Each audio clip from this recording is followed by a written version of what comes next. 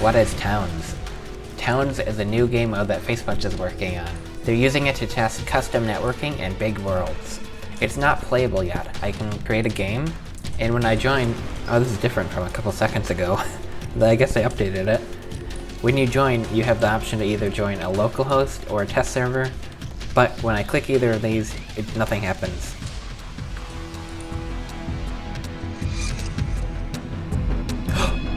Oh!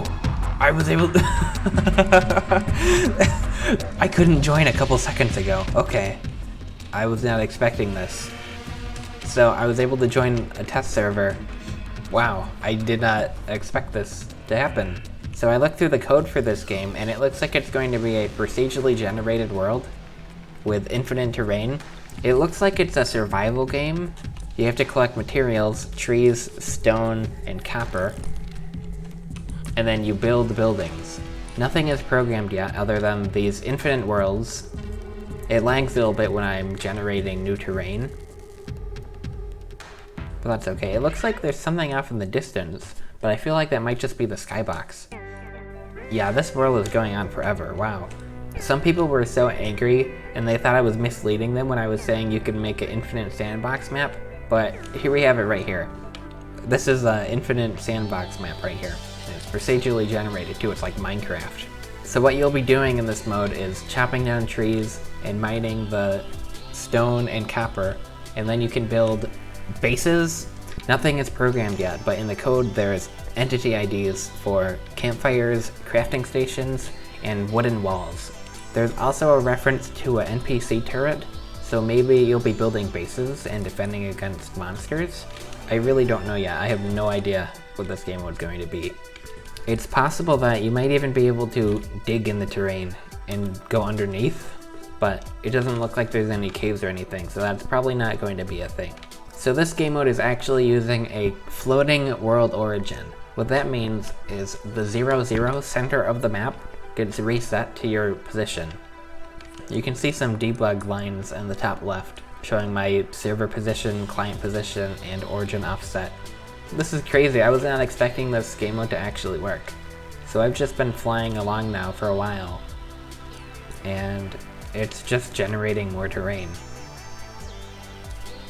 Of course, this terrain isn't very good looking. It's a very early prototype right now, so obviously they're not making it look good. We have a lot of hills, and then these big terrain spikes. I looked at the code, and this terrain is being saved in chunks. So in Minecraft, you have different chunks. Let's see if I can see a chunk border. The lighting isn't perfectly accurate on it. So here I can see where the chunk is. There's a lighting issue along the border. You can see the seam here. So it looks like the chunks are actually pretty big. So it goes all the way over to somewhere around here. Oh, right here, halfway through this mountain is where the chunk is. Here's an outline of the huge chunk border. I wonder how they're going to do NPC navigation for this, because the standard pre-baked nav mesh isn't going to work here. I guess we'll find out in the future. Now let's look at the new menu. I showed this off a little in last week's video, but it wasn't in the game yet. That was just a video that Gary shared. Now we actually have the menu in game. I'll turn up the sounds. Wow, that's the future of menus right here. So I have my home screen. I can look at the games. Currently, it's only showing 2 lines of games, but I know there's a lot more games than this. I think this is only like 1/4 of the games right now. Not all of them work, obviously. And then here's my local games. They actually removed the in development section from the menu. So now if I want to join an in-dev game, I have to have them on my friends list. Also, I can make parties. I can add people to my party, and I can leave the lobby, create a new party, and invite people. Crazy. As we saw last week, there's going to be an avatar editing system and a settings menu. This right here is for debug UI stuff. It's just showing you how to make these different labels and text boxes. So let's look at the updates to Construct and the player animations. I saw in the commits there were some updates to Construct, but it looks mostly the same. Maybe they decreased the brightness, but that was it. There were a lot of updates to the player animation though. Let me spawn a bot so we can see it. They added some facial animations and an idle animation for the pistol. If we wait long enough, this guy will lower his pistol. Yeah.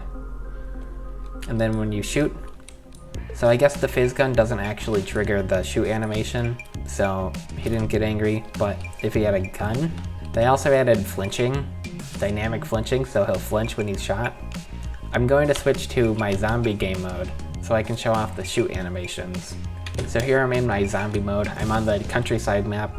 This map had some art passing done to it. Not a whole lot, but a little bit. We can see the buildings over here have been slightly detailed. Wow, this is immersive. It's like I'm actually looking at a real house right now. Let's try to find the bot. He should spawn in one of the corners. Probably this one way over here. There he is. Nope, that's a zombie. Oh, he's over there. So there should be a shoot animation. I'm gonna have to make this guy drop his gun because that's the zombie spawner gun. Yeah, look, he's angry. Ah! Wow, and then if we wait, yeah, he goes back to normal. Looks like his shirt's vibrating a lot, that's weird. And in 10 seconds, he lowers his gun. He like opens his mouth. I'm pretty sure the idle animation is just for the pistol. These other weapons don't have the idle animation yet.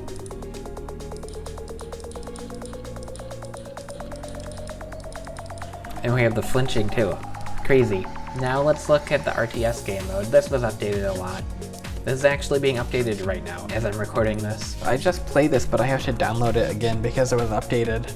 So they added flow fields to the RTS game mode. What a flow field does, from my understanding, is it allows NPCs to navigate around obstacles.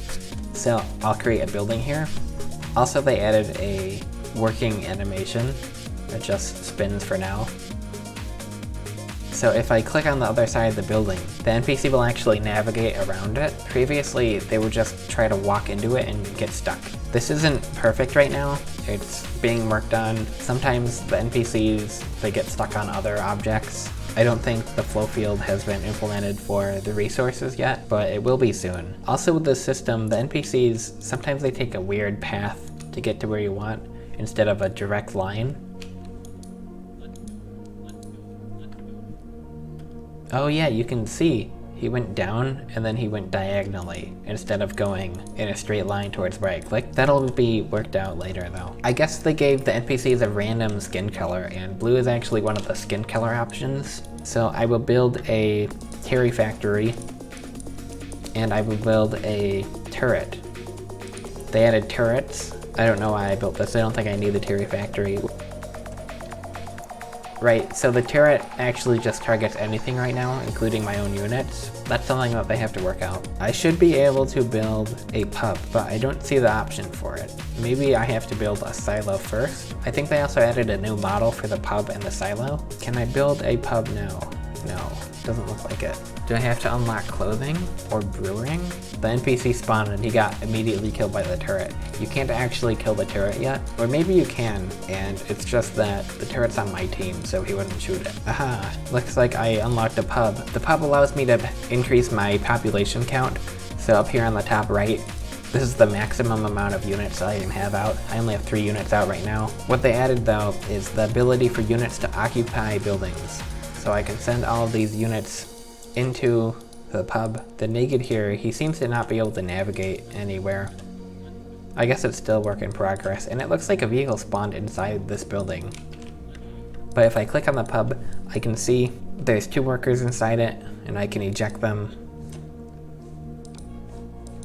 This is crazy. I imagine in the future, if they can't already, the units will be able to shoot from outside the building. I might be wrong. Maybe this building will be like a hospital, although I doubt it. Also, they added LODs for the player model. That stands for level of detail. Basically, what an LOD does is it swaps out the model for a lower quality model when you're further away. You can't tell the difference, but when I'm far away from the character, it's using a lower quality model, so it'll have a higher frame rate. Well, that's all for this week. Like, comment, and subscribe. If you want to support me and see these videos a day early, you can subscribe to my Patreon too.